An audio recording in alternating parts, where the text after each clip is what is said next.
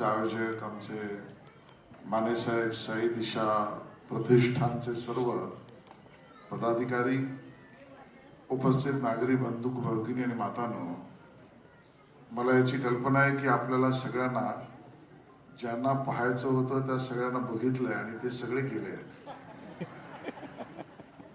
आणि त्यामुळे जेवढे उरले आहेत त्यांचा नक्कीच हा माईक नाही की त्यासाठी तुम्ही थांबले आहात. मकरंदजींनी जे सांगितलं तेवढंच एक वाक्य मी या ठिकाणी पुन्हा मांडतो. ज्यांच्या नावाने हा पुरस्कार मानेजी तुम्ही देताय ते 1888 साली जन्मलेले आणि पुढे ज्याचा उल्लेख मकरंदजी आपण केला की स्त्रीला रंगमंचावर येण्याची परिस्थितीच नाही, त्यावेळेला ज्यांनी स्त्री उभी केली, तिचं रूप उभं केलं, तिच्या अदाकारी उभ्या केल्या, तिच्या लखपी उभ्या केल्या आणि समाजाला जे बघायचं होतं, जे करता येणं शक्य नव्हतं ते संपूर्णता उभं केलं. आणि एक उल्लेख आहे, हा जो गंधर्व, हिचं नाव आहे बालगंधर्व, ते लोकमान्य टिळकांनी त्यांना गंधर्व ही उपाधी त्या ठिकाणी दिली. कारण त्या वयामध्ये एका बालकाला इतकी मोठी नाट्यसंगीताची, रंगभूमीची जाण, म्हणून त्या बालकाला म्हणजे लहान वयातल्या मुलाला गंधर्व म्हणून. अगर आशीष भाई का लिहाज नहीं कर रहे होते ना ये लोग, और मैं यहाँ खड़े होकर के एक वोट करा था अभी कि इनमें से कितने लोग भाषण करने के लिए आए, एक भी ईमानदारी से हाथ नहीं उठा था. भाषण सुनने के लिए एक भी नहीं आया था. सब लोग जो है इस कार्यक्रम में उन सारे फनकारों का, उन सारे संगीतकारों का, उन सारे हुनरमंदों का, उन सारे सेवादारों का जिन्होंने जिस भूमिका में वो काम कर रहे हैं उस भूमिका में अपना सब कुछ समर्पित किया, अपना जीवन समर्पित किया, जीवन पर्यंत साधना की. उस साधना का सम्मान करने के लिए सब लोग यहाँ एकत्रित आए.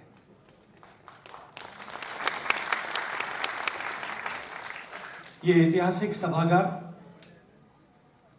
जिसने मुंबई के रंगमंच को एक नई ऊंचाई दी, मुंबई की संस्कृति के विभिन्न स्वरूपों का साक्षी रहा और एक ऐसे नाम से जुड़ा हुआ ये पुरस्कार समारोह बाल गंधर्व. अभी मकरंद भाई ने विस्तार से उनके बारे में बता दिया, इसलिए मुझे दोहराने की आवश्यकता नहीं है. लेकिन जिस व्यक्ति ने उस कालखंड में, जब न तो इस तरह की लाइट इफेक्ट्स हुआ करते थे, न इस तरह के एडवांस म्यूजिकल इंस्ट्रूमेंट हुआ करते थे, न अकूस्टिक सिस्टम हुआ करते थे, उस जमाने में अपनी प्रतिभा से लोगों को सम्मोहित किया, अपने प्रतिभा से लोगों को बांधना सीखा, अपने प्रतिभा से लोगों को मंत्रमुग्ध किया. मैं मानता हूं कि हम सब लोग, मेरे सहित, मैं दिल्ली से चल करके आया, आशीष भाई अपना काम छोड़ करके आए, इतने सारे हुनरमंद आए, इतने सारे फनकार आए, इतने सारे शुद्धि श्रोता और दर्शक गण आए. माने सर, ये किसान के बेटे की उस ताकत को समझते हुए आए जिसने उस सम्मान, उस व्यक्ति का, उस साधना का सम्मान करने का बेड़ा उठाया. और मैं तो आशीष भाई से कहूंगा कि ये जो ITSF अवार्ड 25 साल से चल रहा है, ये बाल गंधर्व पुरस्कार जो दत्तात्रेय माने साहब और इनका साई दिशा फाउंडेशन जो इतने 25 साल से लगातार दे रहे, मुझे लगता है कि अब समय आ गया है कि दत्तात्रेय माने को भी एक पुरस्कार बड़ा सा किसी न किसी मंच पर दिया जाए. Much more. मुझे लगता है जितनी तालियां आपने बजाई है थोड़ा दिल से कम बजाई, थोड़ी और जोर से ज्यादा दत्तात्रेय माने की तालियां. देखिए, बहुत सारे पुरस्कार होते. नमस्कार सगळ्यांना. मुळात आपण ज्या अवॉर्ड साठी आलो जरा ऐकताय का? ऐका ना, पटकन ऐका. त्यांची फ्लाईट आहे आणि मला पटपट बोलता येत नाही.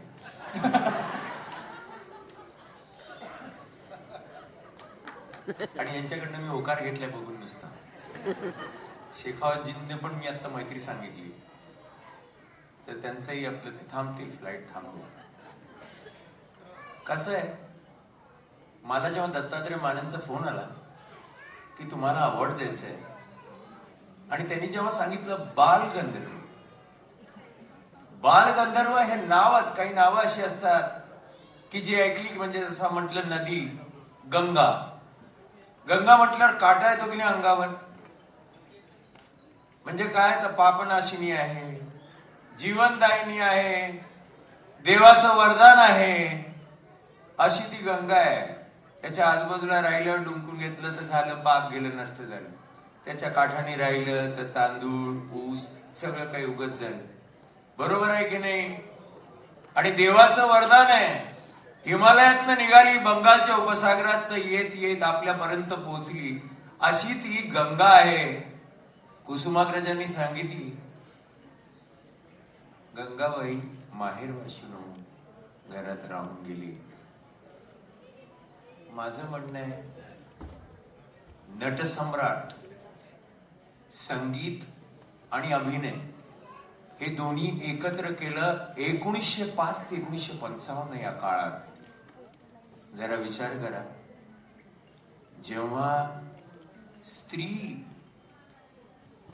नटी नाटकात अभिनय करू शकणार नव्हती, अशा वेळी स्त्री भूमिका स्त्री सारख्या साकार करून स्त्रीला लक्षणीय लक्ष आणि एक आत्मीयता देणारी अशी जर कोणी व्यक्तिरेखा उभी केली असेल तर ते आहे नटसम्राट बालगंधर्व.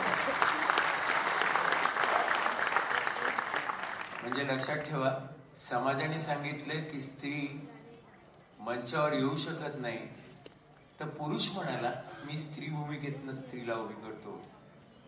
सुभद्रा, शारदा, रुक्मिणी या व्यक्तिरेखा जेव्हा त्यांनी साकार केल्या तेव्हा तुम्हाला सांगतोय, प्रेक्षकातनं थोडासा त्यांना भ्रम व्हायचा की खरंच स्त्री आहे का पुरुष आहे, आणि ते स्त्री म्हणून त्यांच्या प्रेमात पडायचे. प्रेक्षक शेवटी वेगळेच आणि वेडेच, पण ती सत्य, ते सत्य साकार करणारे. तुम्हाला माहितीये का, सुंदरतेबद्दल आपण बोलतो, सई तू आज सुंदर दिसतेस, इथे बऱ्याच जणी असतील ज्या सुंदर दिसतायत, पण सुंदरतेला खऱ्या अर्थाने मूल्यमापन कोणी दिलं? बालगंधर्वांनी. एका पुरुषाने वेशभूषा कशी असावी, केशभूषा कशी असावी, त्याच्यावर किती काम केलं पाहिजे, आपली त्वचा कशी असावी, दुधाने अंघोळ करायचे बरं का. आता आपण दिवाळीत तेवढं उठणं लावतो, पण खरी काळजी घेतली त्यांनी का, तर ती भूमिका वठवण्यासाठी, त्या खाडीलकरांनी लिहिलेल्या नाटकांसाठी. तेव्हा लक्षात ठेवा, कोलटकरांच्या नाटकांसाठी. तेव्हा लक्षात ठेवा, आज जे इथे आपण उभे आहोत, बालगंधर्वांच्या नावाने या राज्यामध्ये, या देशामध्ये गेली 25 वर्ष सातत्याने पुरस्कार आयोजित करणं, आणि ते त्यांच्याच गावात जन्मलेल्या शेतकऱ्याच्या घरी जन्मलेल्या आमच्या माने साहेबांनी त्याचं आयोजन करणं, साई दिशा प्रतिष्ठानच्या वतीने अतिशय स्तुत्य उपक्रम आहे. आणि यामध्ये कल्पना आणि योजना त्यांची जी आहे ती स्वाभाविकता, आपली नाट्यसृष्टी, नाट्यसंगीत, आपली रंगभूमी, मराठी रंगभूमी आणि त्यावर अधिराज्य करणाऱ्या बालगंधर्वांच्या नावाने सर्व क्षेत्रातील, कलात्मक क्षेत्रातील व्यक्तींना तो सन्मान देणं ही रंगभूमीची सेवा आहे. मी त्यांचं अभिनंदन करतो.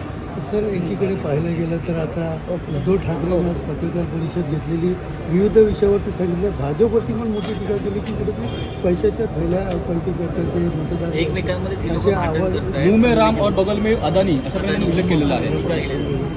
ज्यांना जळी स्थळी पाशाने कंत्राटदार दिसतात, महापालिकेत सेवेच्या ऐवजी कंत्राटदाराशी मैत्री जे जोपासतात, आणि महाराष्ट्रामध्ये विकासाच्या कामाच्या ऐवजी विकासकाशी, विकासाचं नाही विकासकाशीच ज्यांना चर्चा करावीशी वाटते, त्या नकारात्मक मनोवृत्तीचं सार्वजनिक प्रदर्शन म्हणजे उद्धव ठाकरेजी यांची प्रेस कॉन्फरन्स आहे. ज्यांना विकासाशी लेनदेन नाही, ज्यांना जनतेच्या कामाशी संबंध नाही, ज्यांना विकासाच्या भूमिकेशी लेणं देणं नाही, कंत्राटदार कोण, विकासक कोण, बिल्डर कोण, गुंतवणूकदार कोण, यांच्या नावाशी ज्यांचा संबंध जोडला जातो, असं उद्धवजी करू नये, बरं नव्हे. सर, आपण पाहिलं तर त्यांनी तपोवनला देखील विरोध केला. तपोवनमध्ये ज्या प्रकारे झाडांची कत्तल होत आहे त्याला विरोध केलेला आहे. एकंदर त्या ठिकाणी साधूग्राम जे होते ते दुसऱ्या ठिकाणी बनवायची त्यांनी मागणी केलेली आहे. मला वाटतं आपली भूमिका पक्ष म्हणून मांडणं त्यांचा अधिकार आहे. सरकारने घेतलेल्या कामाचा विषय हा सर्व विचारांना एकत्रित घेऊन केलेला आहे आणि त्यामुळे त्यांच्यासारख्या अन्य जे भूमिका मांडतायत त्याच्यावर सरकार योग्य विचार करेल. सर, संसदेमध्ये ज्या पद्धतीने वंदे मातरम बोलू नये अशा प्रकारचा फतवा काढलेला आहे आणि पुढे जाऊन कुठेतरी आमचे जे खासदार आहेत शिवसेनेचे ते बोलतील, हिंमत असेल तर त्यांना बाहेर काढून दाखवा, विनंती करा, असं आवाहन देखील केलेलं होतं. नाही, मला याची माहिती नाही, माहिती घेऊन घेतो. तर आशिष देशमुख सुद्धा असं म्हणाले की जो आडवा येईल त्याला कापून टाक. कुठेतरी तेव्हा स्टेजवरती मला वाटतं अशा वक्तव्यावर मी प्रतिक्रिया द्यावी असं माझं मत आहे. सर, काल रवींद्र चव्हाण यांनी सांगितलं की 2 तारखेपर्यंत युती टिकवायची आहे. याचे अनेक अर्थ निघत आहेत, अनेक अर्थ जण काढत आहेत. माझ्या या 2 कानांनी मी ऐकलेलं नाही.